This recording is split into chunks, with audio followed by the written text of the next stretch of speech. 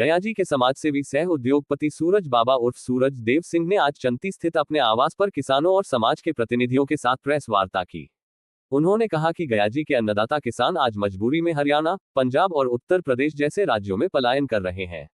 यहाँ की खेती बाड़ी की स्थिति और सरकारी उदासीनता के कारण किसान बेहतर उपज के लिए दूसरे प्रदेशों में जाने को विवश है। सूरज बाबा ने कहा कि गयाजी में शिक्षा, महिला उत्पीड़न, बेरोजगारी और भ्रष्टाचार जैसी गंभीर समस्याएं वर्षों से बनी हुई हैं। सरकार और जनप्रतिनिधि एक दूसरे पर जिम्मेदारी टालते हैं, लेकिन जनता की समस्याओं का समाधान नहीं हो पा रहा है।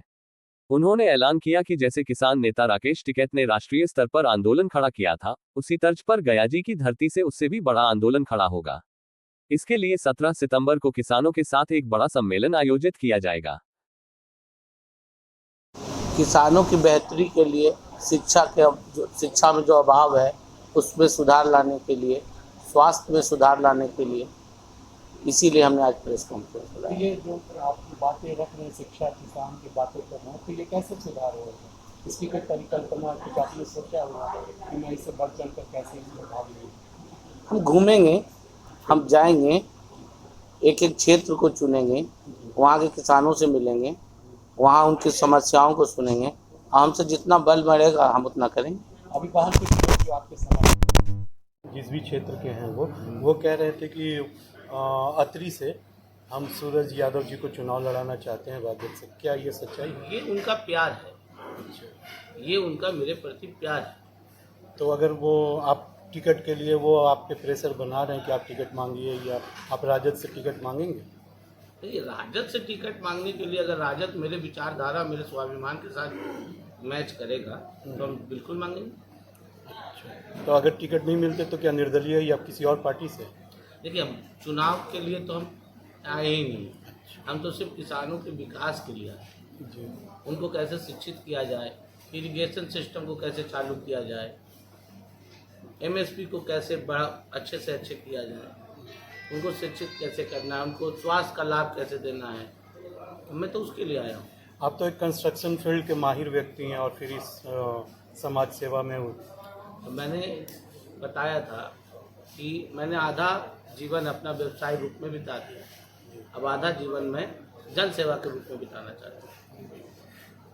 सिंचाई का अगर गया ज़िले में बात करें, सिंचाई की बात कर रहे हैं, आप गया ज़िले के ही हैं, तो क्या देखते हैं, क्या समझते हैं उसे कि सिंचाई की क्या समस्या है? मूल कारण मूल जो भी है, जैसे आर है, पैन है, उसकी उगाई नहीं हुई है, कई वर्षों से नहीं हुई, वो ऐसी का वैसी पड़ा हुआ है।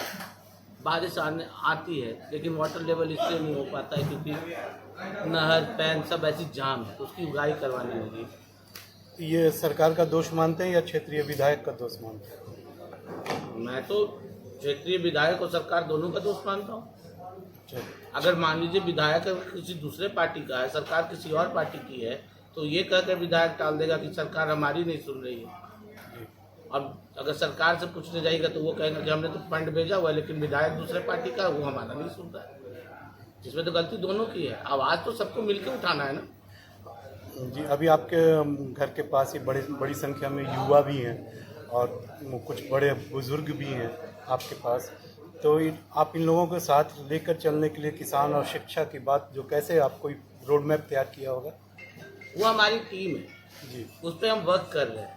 जी, उस पर हम वर्क कर रहे हैं। हम एक एक चीज़ों को चुनेंगे, एक एक क्षेत्र को चुनेंगे और वहाँ जाएंगे।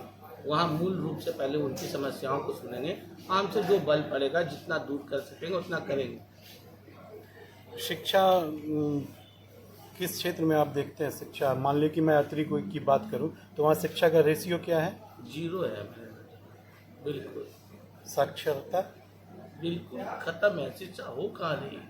आप सरकारी स्कूलों की व्यवस्था देख रहे हैं, आप कहाँ पे स्टैंड कर रहे हैं दूसरे राज्यों की तुलना में?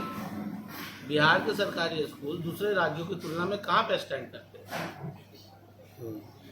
स्वास्थ्य तो आप जान ही रहे हैं। अगर प्राइवेट अस्पताल में इलाज कराने जाइएगा तो मकान बिक जाएगा, और सरकारी में जाइएगा तो जान चला जाएगा। और